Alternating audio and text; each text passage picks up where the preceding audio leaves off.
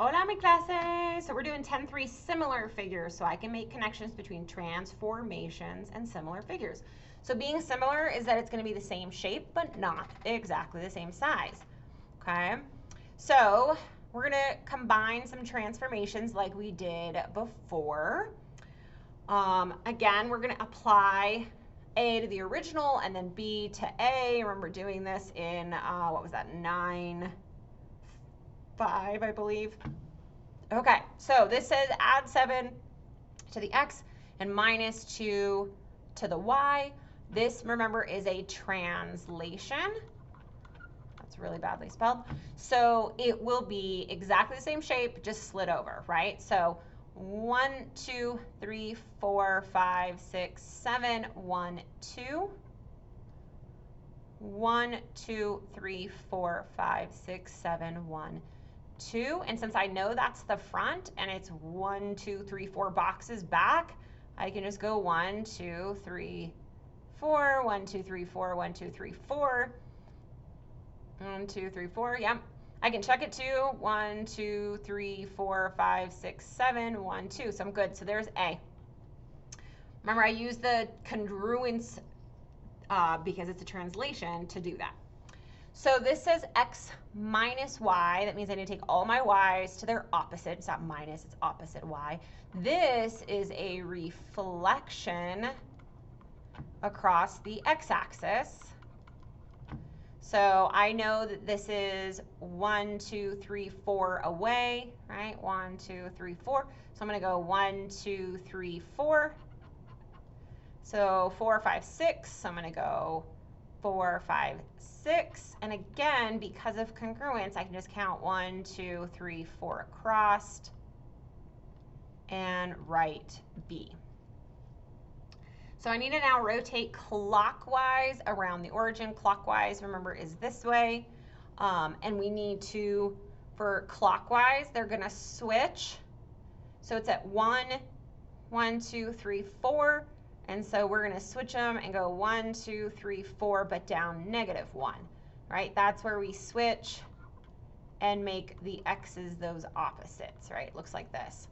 So this was at 1, 6, so I'm going to go 6, 1.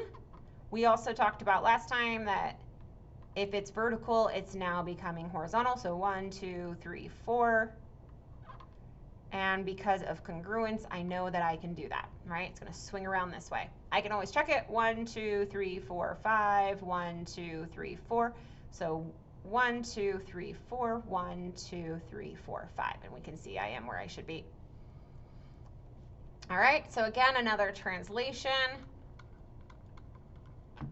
So this time I'm going 5 to the right and 3 up. So 1, 2, 3, 4, 5. 1, 2, 3. 1, 2, 3, 4, 5. 1, 2, 3. And then I'm going to 1, 2, 3, 4 because I know my side lengths don't change due to congruence. There's D.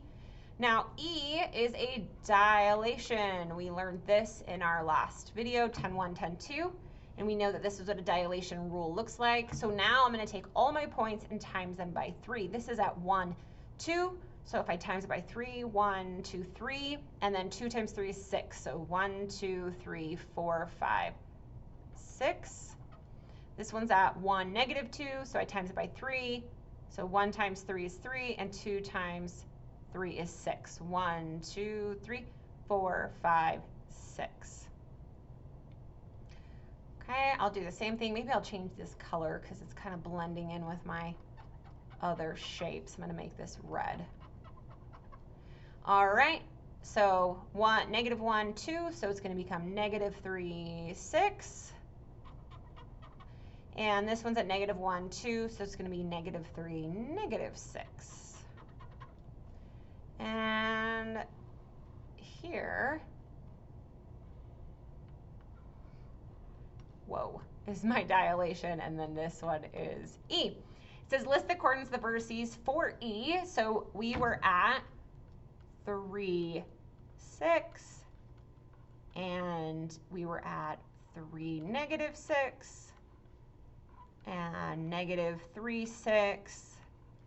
And our last one was at -3, -6. There we go. So it says compare the following attributes, so characteristics of rectangle E to those of the original figure. So that was this green box. So the shape actually is still the same. It is still a rectangle. Nothing about that changed. However, the size definitely is different, as we learned in 10.1 and 10.2. And by the way, the angle measures are actually going to be the same. And so this is what makes them similar, is that their shape and their angles all stay the same, except the size just changes. So remember in 10.1, 10.2, we talked about that ratio has to be the same. So if we look, the original, remember, was 2:4. We talked in 10.1, 10.2 that it should be the same, but at this ratio. So if it's 2:4, it technically should now be what? 3 times 2 is 6, and 4 times 3 is 12. So if we look, it is 1, 2, 3, 4, 5, 6 across, so we did good there. And 1, 2, 3, 4, 5, 6, 7, 8, 9, 10, 11, 12. And we did do good there. And that's what makes this size difference, but keeps everything else the same, is because we have a common ratio. So it says describe what happens to a figure when given this sequence. So this is what they have. They have xy goes to -xy. Then we have xy goes to half x, half y. And we have xy then goes to x minus 2 and y plus 2. So we have to describe each sequence. Well, the first sequence, if we look on 9.4 rules, this would be a reflection over the y-axis. And remember, we have to be specific. Now, we now know that 2 is a dilation of a scale factor of a half. And 3, as we talked about a while ago, is that anytime it's adding and subtracting, it's a translation. And we went -2, so that's 2 to the left. And we went plus to the y, so up 2. This is why your algebraic expressions, knowing them is really important.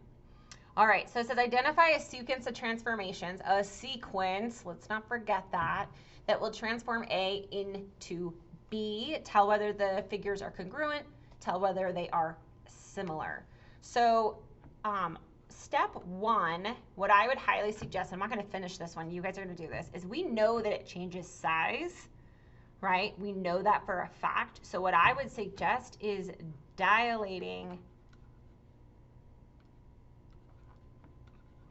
first. So dilate by a scale factor. And the way we find the scale factor is we just look, this is 2 across, and now it is 1, 2, 3, 4 across. I don't even have to check the points, I can check the side lengths. And so just like the points changing, the side lengths change. This is 2 and this is 4, so that means I timesed by 2.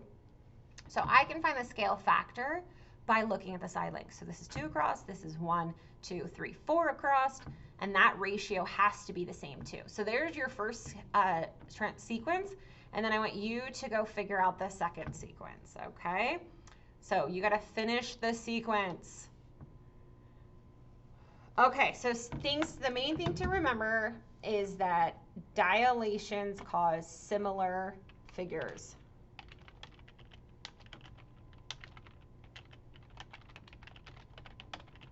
Same, let's go like this. Same shape, different size, okay? Same exact shape, just a different size.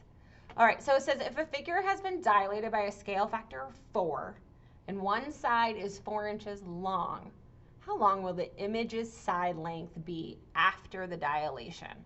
Okay, so hint, hint. So hint, hint, I would definitely kind of use what I did here to find the scale factor to talk about what happens here too, okay? All right, that's it. Until next time, adios.